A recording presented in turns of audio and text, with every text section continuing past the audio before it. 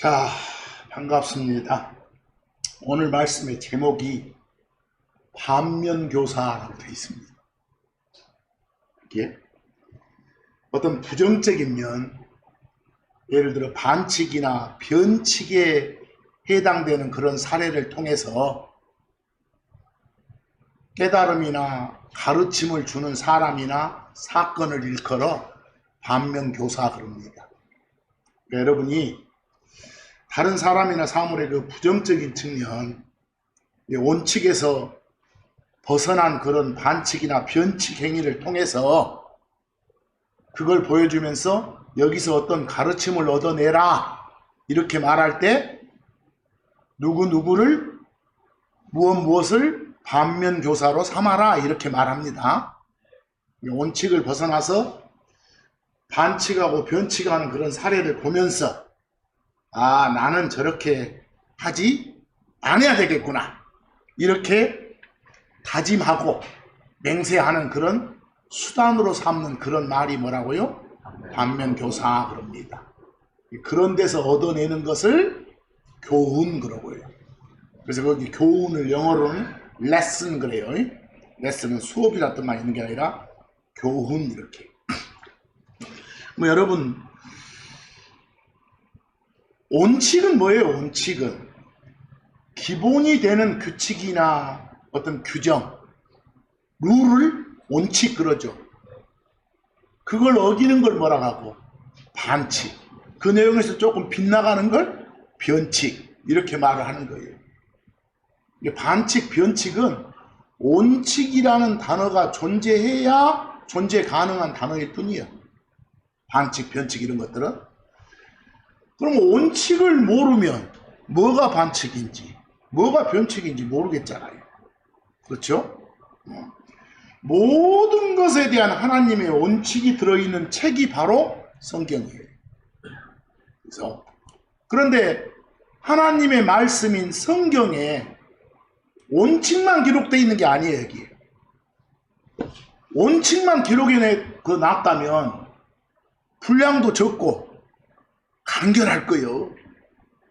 그런데 왜 하나님께서는 이렇게 두껍게 이 속에 무수히도 많은 반칙, 변칙 사례까지 기록을 해 주셨을까요? 이유는 그런 걸 반면교사로 삼아서 뭔가를 배우라고, 뭔가를 깨달으라고, 교훈을 얻어서 하나님 뜻에 맞게 순종하는 삶을 살라고 그러신 겁니다.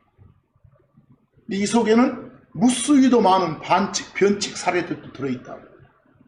그래서 이에 해당되는 사례들을 직접 성경을 통해서 알아보고자 합니다. 근데 오늘 이 시간에는 모든 원칙이 아니라 한 두세 가지 원칙을 중심으로 말씀을 전하겠습니다. 성경을 보면 하나님이 딱 내 마음에 드는 자다 이렇게 칭찬을 아끼지 않았던 사람이 한 명 있어요. 다윗이에요. 다윗. 근데 이 다윗이란 사람이 그 아내 중에 밧세바가 있거든요. 근데 다윗하고 밧세바란 여인 사이에서 태어난 유명한 아들이 솔로몬이요. 근데 솔로몬이라는 아들이 태어나기 전에 다윗하고 밧세바 사이에서 태어난 아이가 또 있었어. 근데 그 아이는 즉 아버지 다윗의 잘못으로 인해서 하나님의 심판을 받아가지고요. 태어난 지 7일째 되는 날에 병들어 죽었어요. 아이가. 이해가 잘 안 되죠. 하나님이 직접 당신 마음에 딱 드는 사람이라고 해놓고 심판해버리는데요. 왜 그랬을까요? 뭔가 원칙, 룰을 어겼으니까 그랬겠지. 뭔 반칙이 있었으니까 그랬겠지. 그런 일을 초래한 원칙은 뭐고 반칙은 뭐냐 이걸 알아야 될 거 아닙니까? 그래서 거기 사무엘하 12장 15하고 18절 보실까요? 거기 사무엘하 12장 15하고 18절 거기에 나단이란 사람이 나와요. 나단은 항상 하나님이 말씀을 직접 줘가지고 그 말씀을 전하는 사람이에요. 우리가 흔히 말하는 대언자, 선지자요. 하나님이 나단을 보낸 거야, 다윗한테. 이 다윗 책망하라고 보낸 거예요. 심판하시려고. 그리고 나단이 자기 집으로 이제 딱 가서 다윗한테 하나님 말씀 다 전하고 자기 집으로 갔어. 떠났어. 그리고 나서 이제 주께서 우리야의 아내가 다윗에게 낳은 아이를 치심해. 다윗의 아내라고 않고 누구라고요? 우리야란 사람의 아내라고 하잖아. 뭐 이 사람하고 다윗하고 사이에서 난 아이는 불법적인 아이네. 간음에서 난 아이네. 그렇죠? 그 아이를 치심에 그가 몹시 알았더라. 아이가. 그리고 18절 일곱째 날에 그 아이가 어쨌더라? 죽게 되었더라 그랬어. 죽는 일이 있었다고. 왜 이런 심판이 임했다? 반칙했으니까. 원칙이 뭐길래? 간음하지 마. 그 말이에요. 여기서 간음의 가장 기본적인 정언은 결혼관계가 아닌 두 남녀가 몸 섞는 거죠. 그렇지 마. 그 출애굽기 20장 14절에 그런 명령을 주셨잖아요. 이스라엘한테 너는 어쩌라고? 간음을 범하지 말지니라. 하면 안 돼. 히브리서 13장 4절 끝에 가면 하나님께서는 누구를? 간음자들을 심판하신다고 되어 있잖아요. 거짓말하지 않으시는 하나님께서 말씀을 실제로 옮기신 거예요. 그래서 그런 일이 있는 거예요. 하나님의 원칙을 범하면, 반칙하면 심판한다. 기록되어 있잖아요. 간음에 대한 하나님의 원칙은 매우 엄하고 세. 하나님께서 말씀해 주시는 간음은 어쩐 줄 아요? 결혼관계가 아닌 두 남녀가 몸 섞는 것 뿐만이 아니에요. 심지어는 지나가는 여자 보고 마음속으로 음흉함을 품는 거. 마음속으로. 그런 건 물론이고 그리스도 안에 있는 사람이, 크리스천이 세상하고 친해지잖아요. 그런 것도 간음한다게. 이 간음의 정의가 엄청 넓어. 성경에서는. 그러지 마라가 원칙이요. 그러면 심판한다가 원칙이요. 거기 마태복음 5장 28절 보니까 그러나 나는 너희에게 말하노라. 여자를 보고 그녀에게 정욕을 품는 자는 누구든지 다 자기 마음속에서 이미 그녀와 간음을 범한 것이라고 그랬잖아요. 무서운 말씀이잖아요. 야고보서 4장 4절 보니까 너희 간음남들과 간음녀들아. 이때 너희는 크리스천들을 향해서 하는 말이요. 이미 그리스도 안에 들어온 자들이요. 야고보서에서 너희는. 근데 우리한테 대뜸 하나님이 뭐라고 하시는 거예요? 바울을 통해서. 간음남이고 간음녀라고 하다니요. 나는 그런 적 없는데? 라고 항변할 거예요. 하나님이 규정해버리는데. 보니까 세상에 대한 친교가 하나님께 미움임을 너희가 알지 못하느냐. 세상하고 가깝게 지내지 말란 말이에요. 하나님이 미워하는 거니까. 기뻐하지 않으신 거니까. 그러므로 세상의 친구이고자 하는 자는 누구든지 다 하나님의 원수인이라고 그러잖아요. 세상과 친해지는 것 자체가 뭐다고? 간음하는 거라고. 세상하고 간음하는 거라고. 이해하겠어요? 근데 분명 하나님의 원칙은 뭐 하지 말라고? 간음하지 마라고. 그러면 벌한다. 그래서 나는 벌 안 주던데? 세상하고 친해졌어도 언젠가는 벌 주신다고. 어떤 형태로건 벌이 임하는 거라고. 자, 그러면 아까 우리 다윗의 간음 사건, 그걸 접한 우리들은 그걸 뭘로 삼아서, 아까 말로 한자어로 반면교사로 삼아서, 아하, 그리스도 안에 있는 내가 반칙하면 안 되겠구나, 하나님이 세우신 원칙에서 벗어나면 안 되겠구나, 나는 원칙에 따라서 바르게 살아야 되겠구나, 이런 가르침, 이런 교훈을 얻어서 신앙생활을 해야 마땅하겠잖아요. 다윗의 그런 못된 사례들을 통해서 내가 행하면 벌받겠구나, 누차 말하자면 저 사례를 반면교사로 삼아야겠구나라고 굳게 다짐하는 거예요. 그런데 굳게 다짐하는 걸 맹세한다는 거예요. 맹세 하니까 뭐 거창한 말이 아니에요. 그리고 이런 사례들을 앞으로 내 신앙생활에 도움되는, 참고가 되는 일로 받아들이겠다고 다짐하는 걸, 그걸 교훈 삼아서 신앙생활한다, 이렇게 그런 말들을. 그래서 원칙이 왜 필요한지 아시겠어요?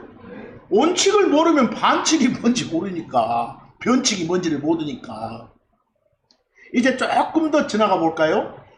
다윗의 아들 중에 아까 누구 솔로몬이 있다고 했죠. 솔로몬을 보면서 하나님의 원칙을 벗어난 솔로몬의 행태들도 있는가? 그런 솔로몬의 행태들이 있다면 우리에게 주는 교훈이 뭔가? 여러분, 다윗의 아들 솔로몬은요, 하나님께서 직접 장명해가지고 이름을 지어서, 아까 우리 나단 있었죠? 그 나단을 통해서 그 이름 보내주실 정도로 하나님의 큰 사랑을 안고 태어난 사람이 솔로몬이에요. 하나님이 지어주신 이름은 뭔지 아요? 여디디야 그래. 지가 아버지가 지어준 이름은 솔로몬이고, 하나님이 지어준 건 여디디야, 이렇게 그런 이름도 있어. 근데 이 솔로몬은 큰아들, 장자라 그죠? 큰아들이 아니었음에도 불구하고 자기 형제들 다 제치고 왕위에 올라 엄청 복을 누려. 근데 아까도 말했지만 솔로몬 태어나기 전에 죽었던 아이 있었죠. 밧세바하고 정식 혼인 전에 낳은 아이. 그 아이는 그런 간음을 통해서 낳은 아이고, 솔로몬은 정식 혼인 뒤에, 제가 아버지 다윗하고 엄마 밧세바하고 정식 혼인 뒤에 낳은 아이요. 정상적인 아이라니까. 그래서 그런데 여러분, 한 가지 참고 좀 보실래요? 거기 그 참고에 마태복음 1장 6절을 그 비교에 나온 책들로 한번 봐봐봐. 이거 솔로몬도 죽여야 돼. 그 마태복음 1장 6절을 참고에 비교에 나온 책으로 보니까, 이세는 다윗 아버지요. 이세는 다윗을 낳으니라. 다윗은 솔로몬을 낳았다. 누구한테서? 우리아의 아내에게서 그랬어. 우리아는 다윗의 부하 장군이거든. 아내가 밧세바였어. 근데 솔로몬도 지금 다윗하고 밧세바 사이에서 났어. 저 우리아가 나중에 죽고 난 다음에 정식 혼인해서 났어. 간음이 아니여. 근데 여기는 누구한테서 났다게? 우리아의 아내한테서 났다. 뭐 이건 간음이지. 솔로몬 죽여야지 이거. 이런 성경 보면 안 됩니다. 이건 성경이 아니요. 비교 2번도 마찬가지고, 비교 3번에 그 NIV 같은 거 가보니까 그 솔로몬의 어머니는 우리아의 아내였다가 아니라 아내였었다. 과거 완료 시제로 헤드빈 그래졌죠? 예, NIV는 괜찮게 돼 있네 또. 그렇죠? 뭐 우리 킹제임 성경으로 봐보면 마태복음 1장 6절을 얼마나 정확한지 표현이. 그리고 이새는 다윗왕을 낳고, 다윗왕은 우리아의 뭐였던? 아내였던 그녀에게서. 이게 밧세바거든? 우리아의 아내인 밧세바가 아니라 아내였던 그녀에게서 나중에 정식 혼인하고 나서 누구를 낳았더라? 솔로몬을 낳았더라. 이 소리예요. 이해하겠어요? 얼마나 성경이 중요하고 번역이 얼마나 중요한지 아시겠죠? 여기서 자, 솔로몬 이야기를 계속 한번 해보겠습니다. 솔로몬은 그가 왕 됐을 때 하나님 사랑하고 하나님 원칙대로 잘 살았다고 성경이 기록을 해. 초반에는 이 솔로몬이 자기를 낮추는 그런 겸손함으로 하나님한테 나갔고 모든 걸 하나님만 바라보면서 하나님께서 하나님한테 받은 원칙에 따라 일을 했어. 그에 대한 보상으로 물질적인 모든 필요를 다 받았던 왕이요, 솔로몬이. 근데 그런 솔로몬한테 무슨 문제가 있었어. 거기서 이 솔로몬도 말년 가면 말년에는 모든 걸 다 잃어버린 사람이에요. 왜 그랬겠다고 생각해? 반칙했으니까, 원칙을 범했으니까. 도대체 어떤 원칙에서 벗어나서 그랬을까? 어떤 반칙을 했을까? 이걸 알아야 될 거 아니에요? 거기 열왕기상 3장 3절은 초창기 솔로몬이에요. 그리고 솔로몬은 주를 사랑했으며 자기 아버지 다윗의 법규들 안에서 걸었더라. 하나님 뜻대로 잘 살아서 복 많이 받았다니까? 원칙대로 살아서. 근데 열왕기상 11장을 가보면 이제 부정적인 측면이 나와. 거기서 띄엄띄엄 1에서 4절, 6절, 9절 봐봐. 그러나 솔로몬 왕이 파라오, 이집트요, 파라오는 이집트 왕, 파라오의 딸을 포함해 많은 이방 여인들을 사랑하였으니 모압 족속, 암몬 족속, 에돔 족속, 시돈 족속, 그리고 헷 족속의 여인들이었더라 그랬어. 다 찔퍽찔퍽한 거예요. 지금 2절 가보니까 그 민족들에 관하여 주께서 이스라엘 자녀들에게 말씀하셨더라. 이미 주신 원칙이 있었어. 그 원칙이 뭐였는가 봐봐. 너희는 그들에게 들어가지 말지니라. 또한 그들도 너희에게로 들어오지 말지니라. 이렇게 섞어지면 안 돼. 이는 그들이 자기들의 신들을 따르도록 너희의 마음을 돌이킬 것이 분명하기 때문이니라 이랬어. 만약에 섞어지면 그쪽이 너를 회유해가지고 다른 신 섬기게 만드니까. 이건 팩트니까. 이건 참말이니까. 거짓말 아니니까. 하나님이 누군가가 논평할 때 진짜 이 말이 맞아, 참말이야를 강조하고 싶으면 거기처럼 슈얼리 같은 걸 쓴 거예요. 거기 분명하다 이런 말들을, 확실하다 이렇게 이런 말을. 자, 3절 봐보니까 뭐라겠어? 지금 원칙을 줬어요. 3절 봐. 그의 아내들이, 솔로몬의 아내들이 그의 마음을, 솔로몬의 마음을 어쨌더라? 돌이켰더라. 이렇게. 4절 가보니까 이는 솔로몬이 늙었을 때 그의 아내들이 다른 신들을 따르도록 그의 마음을 돌이키게 되었기 때문이었더라. 이랬어. 완전 빗나간 거야.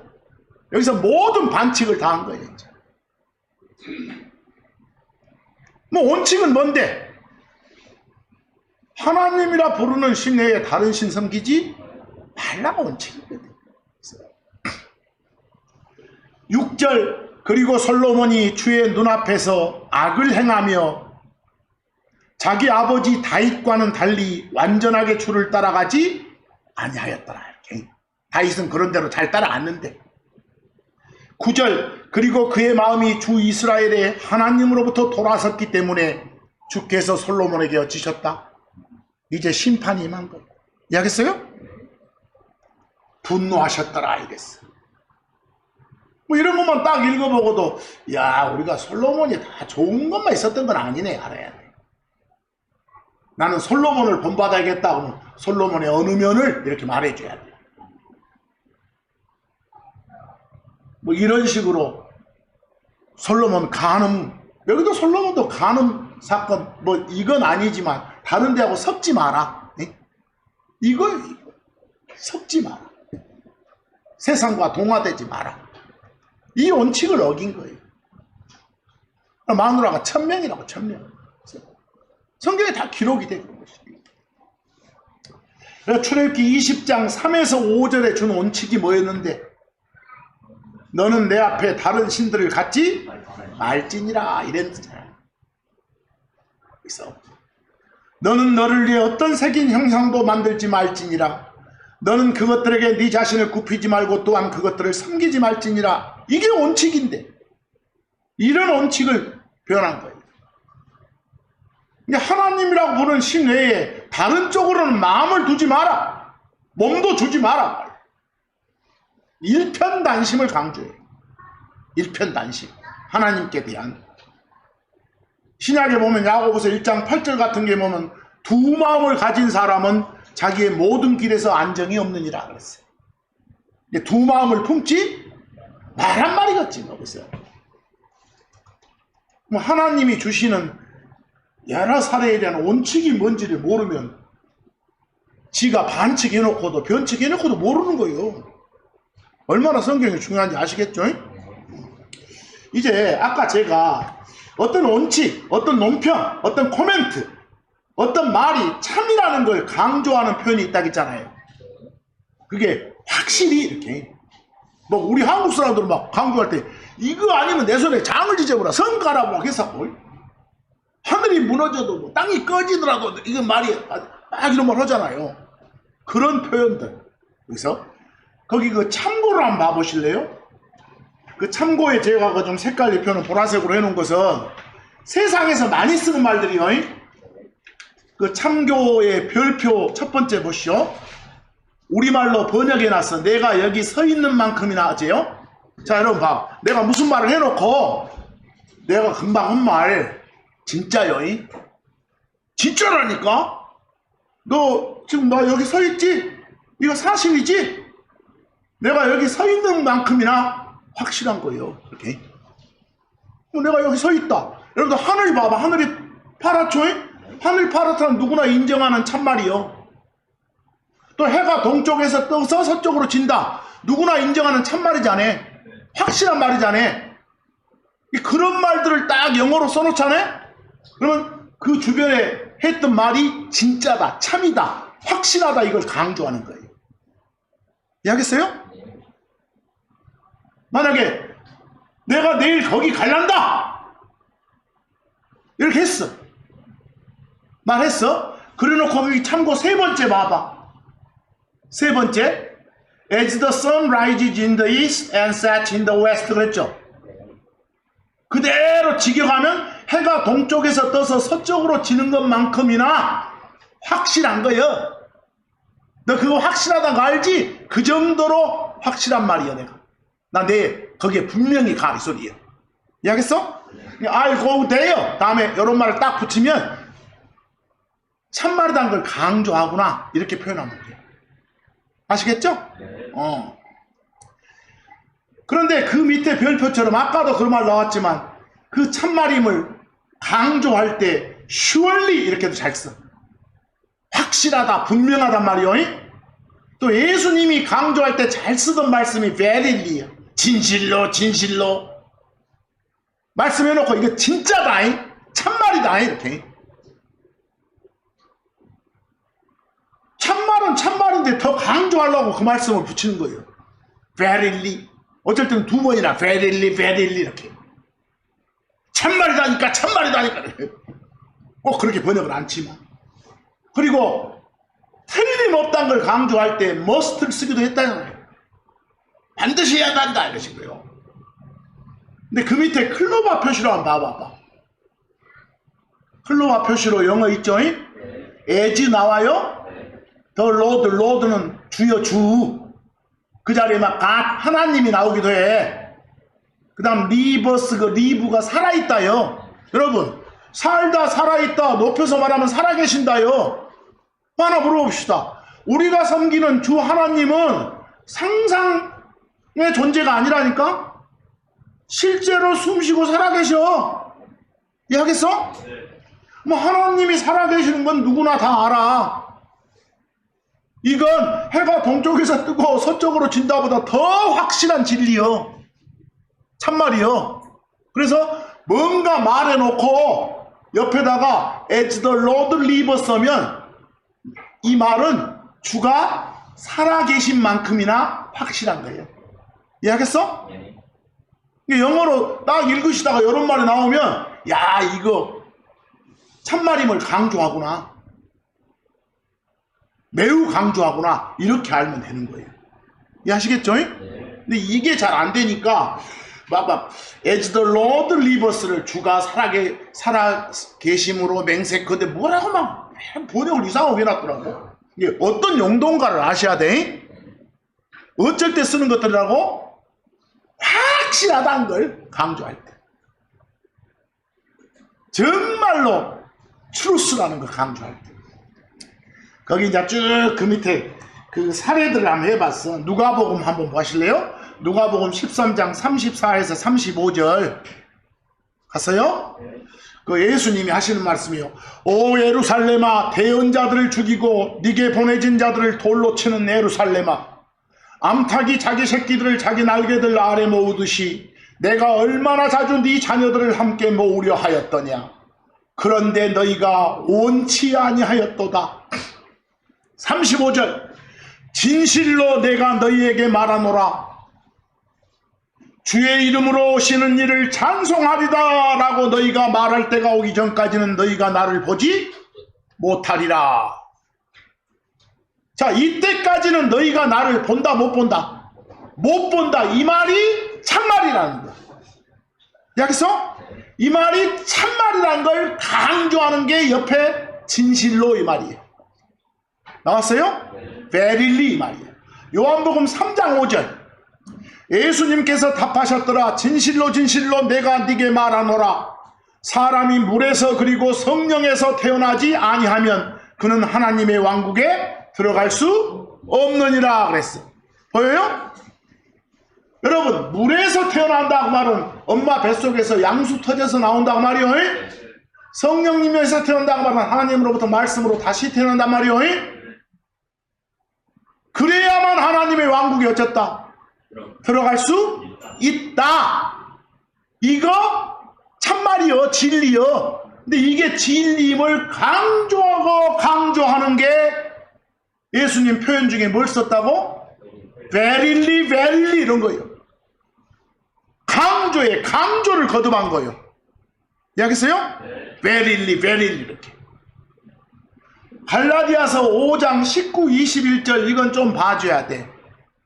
우리가 크리스천들도 못된 짓 하고 산다니까. 육신적인 행위들을 하고 살아.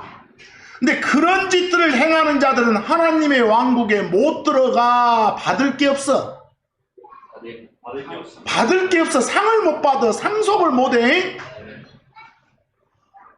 아까 그 후에 요한복음 3장 5절하고는 달라요.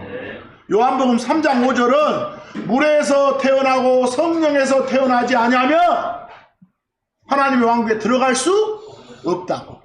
이해하겠어요? 이제 요한복음 8장 34절 보세요. 요한복음 8장 34절 세 번째 페이지입니다. 요한복음 8장 34절 예수님께서 그들에게 답하셨더라. 진실로 진실로 내가 너희에게 말하더라. 죄를 범하는 자는 누구든지 다 죄의 종이니라. 거기 말씀 중에 죄를 범하는 자는 다 죄의 뭐라고? 종이라고. 죄가 주라고. 죄가 주인이라고. 그 사람의. 이 말이 뭐이다? 이 말은 참말이요. 진리요.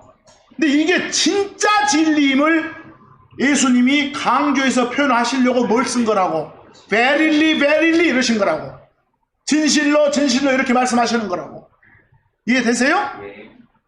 그래서 이런 진리는, 예수님이 강조하는 진리는 진리 중에서도 진짜 중요한 진리였잖아요.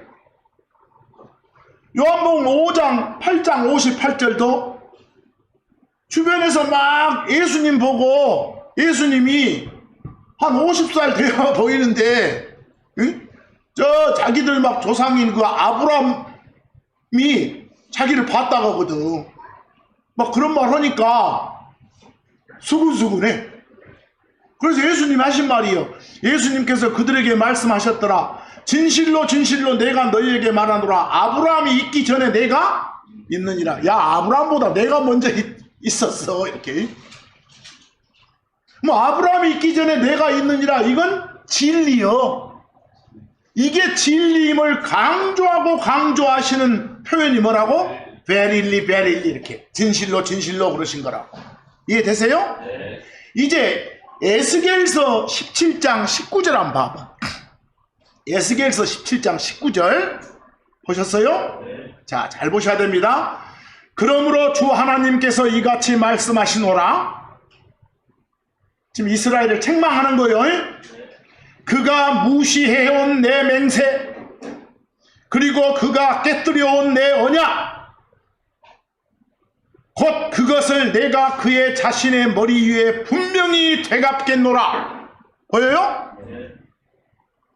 뭐 심판하시는 하나님이심을 선포하시는 거예요.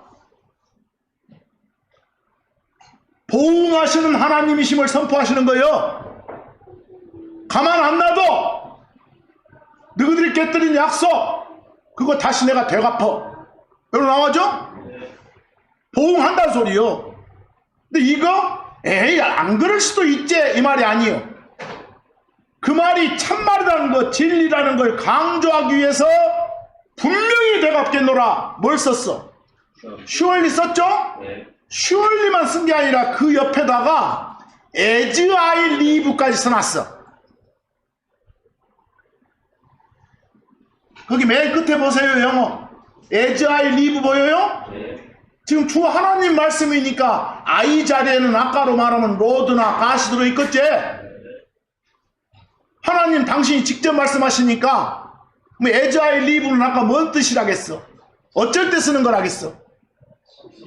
우리 세상에서는 확실한 말을 강조할 때 해가 동쪽에서 뜨고 서쪽으로 지는 건 너 알지? 그런 것만큼이나 내가 한 말이 확실한 거요.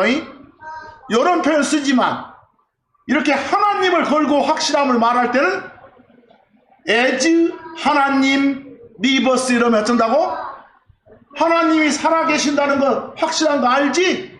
그것만큼이나 확실한 말이요 이 말이에요. 바로 여기도 하나님께서 내가 살아있는 것만큼이나 확실하다. 뭐가? 되갚음 한다는 게. 그러니까 잘 살아라 이 소리예요. 이해하겠어요? 네. 그래서 제가 그 번역을 그냥 as I live를 그냥 뒤에다가 뭔 말 논평 해놓고 그 논평한 걸 나타내기 위해서 이는 내가 살아있는 만큼이나 확실하도다 이렇게 번역해 놓은 거예요. 그 여러분 비교에 참고 좀 봐봐. 비교 1, 2, 3이 여러 다른 번역본들이에요. 그 as I live를 파란색으로 뭐라고 번역했어? 내가 살아있음을 두고 맹세하노니. 거기 맹세란 말은 없어. 이해하겠죠? 거기서 어디 as I live는 우리말로 번역한다면 어쩐다고요? 주변에 있는 논평이, 주변에 했던 코멘트가 확실하다는 걸 강조할 때 쓰는 표현이에요. 그러니까 그게 확실함을 한국말로 표현하면 주가 살아계신 만큼이나 확실하다. 뭐 이렇게만 붙여주면 진짜 확실한 걸 강조하는 거예요. 이해되시죠? 뭔 너무 맹세로 많이 쓴가 모르겠어요. 그래서 자 로마서 14장 11절도 봐봐. 하나님 말씀 주께서 말씀하시더라. 주님 말씀이요 각각의 모든 무릎이 내게 꿇리라. 그리고 각각의 모든 혀가 하나님께 자백하리라. 이건 참말이에요. 나중에 예수님 오셔서 다 우리 데리고 오고 난 다음에 심판하시니까. 이해하겠죠? 그리고 나면 온 세상이 하나님 앞에 무릎 꿇게 되니까. 이해되시죠? 이건 진리예요. 이게 진리임을 확실함을 나타내기 위해서 그 주변에다 뭐라고 붙여놓는다고 하나님이 as I live 이렇게. 금방 언급된 그 진리는 내가 살아있는 것만큼이나 확실한 거다. 이렇게. 이해되세요? 아주 쉬운 거요. 쉬운 건데 이걸 복잡하게 번역해 놓으니까 죽겠어. 자 이제 사사기 8장 19절 좀 봐봐. 거기 사사기 8장 19절은 여러분들 왕정시대가 이스라엘 되기 전에는 하나님이 임명한 사사 재판관이라는 사람이 통치를 했어. 그걸 사살하게. 그 중에 하나가 기드온이라는 사람이 있어. 그 기드온에 관한 이야기거든. 그 기드온이 막 주변 부족들 이렇게 적대국들 이렇게 물리치러 가는데 그 주변에 자기하고 뭐 관계가 있는 족속들을 누군가가 막 죽였어. 근데 그놈들한테 나중에 지금 보복하려고 말을 하고 있는 거예요. 그러자 기드온이 말했더라. 지금 갔다 돌아오는 길에 보니까 여러분들이 자기하고 관계된 형제 자매들을 다 죽여버렸어. 그래서 지금 하는 말이요. 너희들이 죽인 그들은 내 형제들 곧 내 어머니의 아들들이니라 그랬어. 이게 뭔가 배다른 형제들이 있었는가 봐. 내 어머니 아들들이니라. 너희가 그들을 살려두었더라면, 죽였으면 안 죽였으면 내가 너희를 죽이지 않을 거예요. 근데 죽였잖냐? 그러니까 내가 너희들 죽여야겠어. 뭐 내가 너희들 죽여야겠다 이 말은 반드시 참이단 소리예요. 확실하단 소리예요. 대충 너희들이 싹싹 빌면 봐준다 아니야. 그래서 확실하다는 걸 말하기 위해서 뭐라고 붙여놓은 거라고? 주께서 살아계신 만큼이나 확실하도다 이렇게. 이해되세요? 그런 말을 붙여놓은 것이에요. 이 표현들 알겠죠? 이게 전부 다 맹세 뭐라고 하지 말고 어디 룻기 3장 13절도 봐봐. 마지막으로 룻기 3장 13절도 여러분들 그 룻기에 보아스란 사람이 나와. 근데 보아스하고 룻하고 이렇게 결혼하기 전에 혼인 전에 뭔가 이렇게 룻이 가서 보아스하고 몸을 섞으려고 해. 그때 보아스가 해주는 말이에요. 다른 남자 소개해준단 말이에요 지금. 자, 만일 내가 소개해줄 사람 그가 룻 너한테 친족의 역할을 행하려 하지 아니하면 그러면 내가 네게 친족의 역할을 행하리라 말했죠?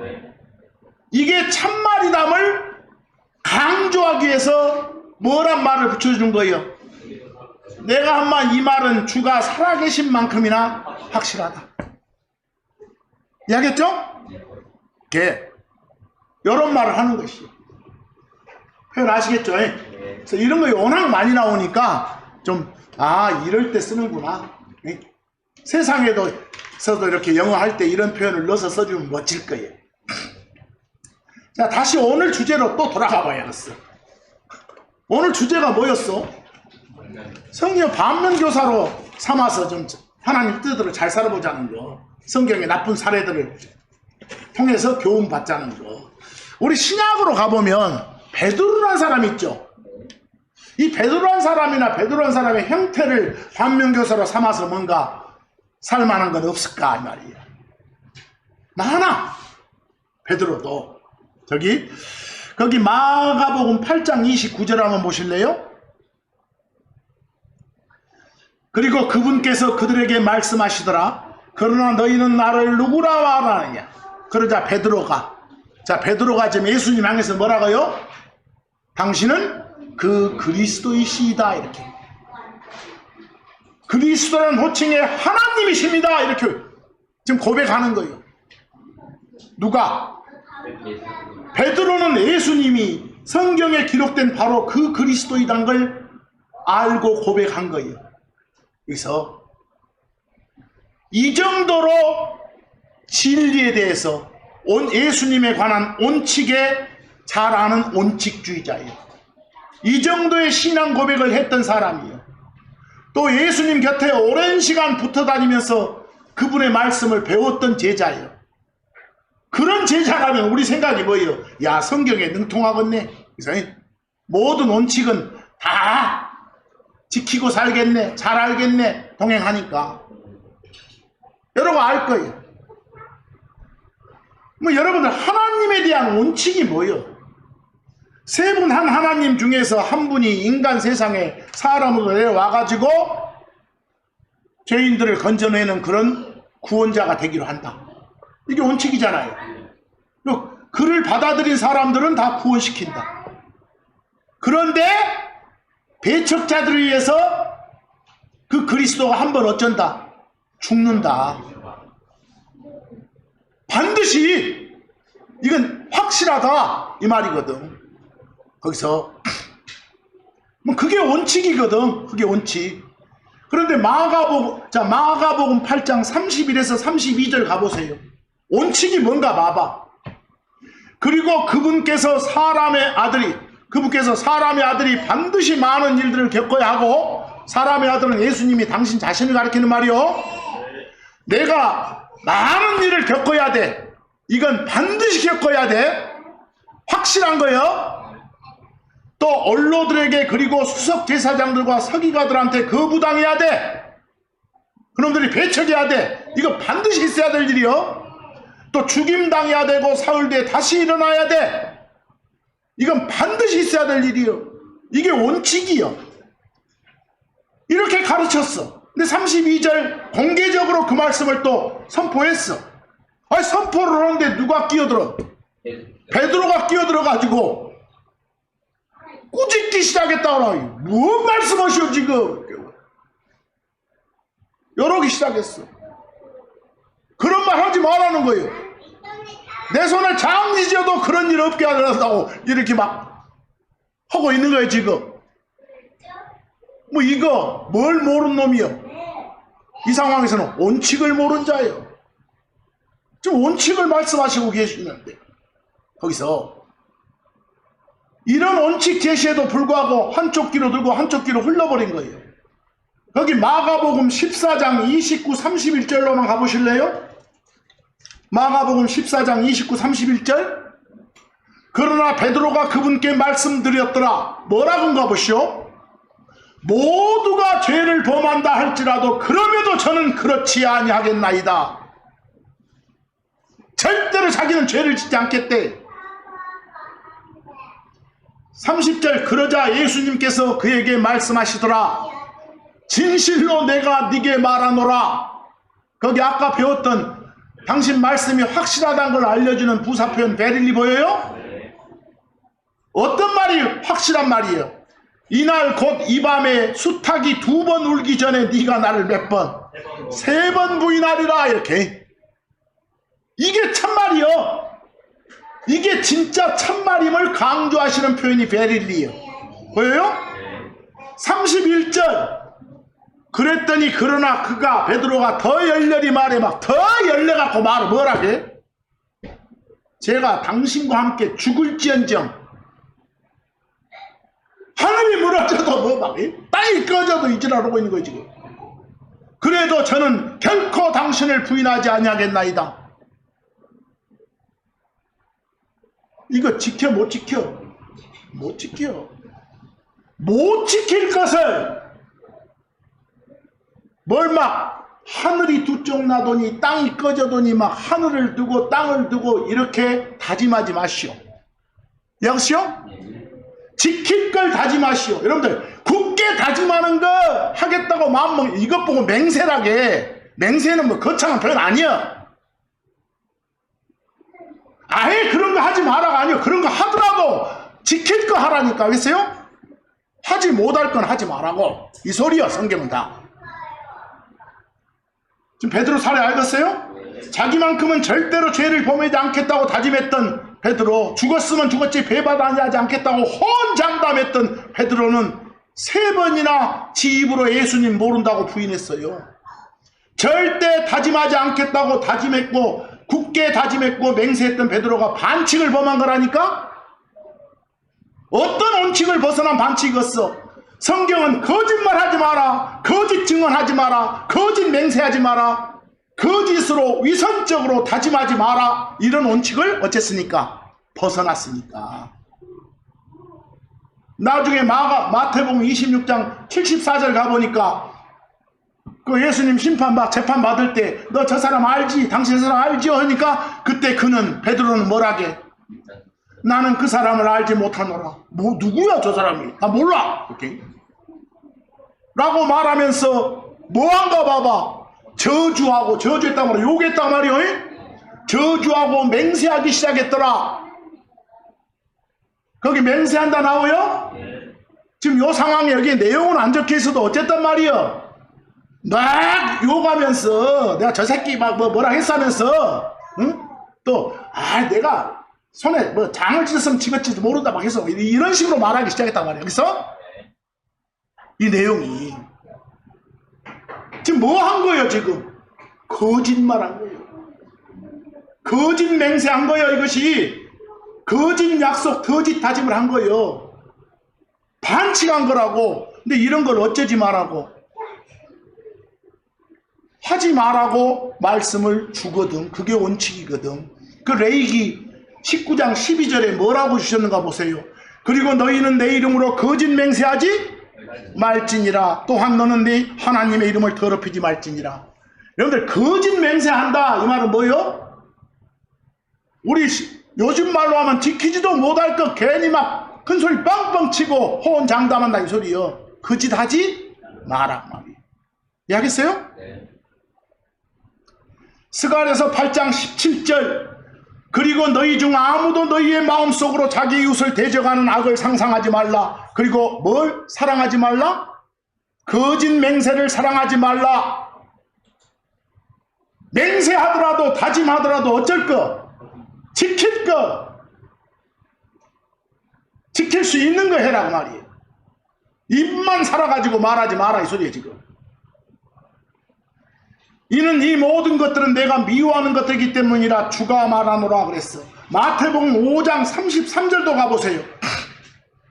마태복음 5장 33절 게다가 너는 스스로 거짓 맹세하지 말고 너의 맹세들을 주께 어째라 이행하라.